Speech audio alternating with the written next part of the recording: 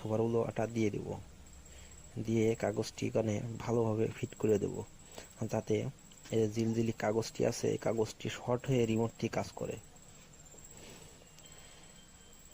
আসলে রিমোটের এই যে বোতামগুলো প্রতিটার মাথায় কিন্তু কার্বন দেওয়া আছে, যে কারণে ভিতরে যখন আমরা চাপ দিই সে কারণে ওইটা দুটো লাইন শর্ট হয়েই কিন্তু কাজ হয়। যে কার্বনটি নষ্ট হয়ে গেছে যে কারণে রিমোটটি কাজ হচ্ছে না। তো এরকমভাবে আপনারা ভালো করে চেপে চুপি দেবেন যাতে কোনো প্রকার লিক না করে।